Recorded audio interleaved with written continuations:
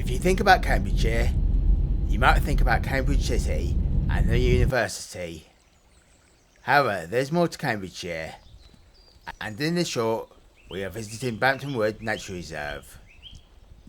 It was raining when visiting, so check the weather before, and bring your wellies and an umbrella if required.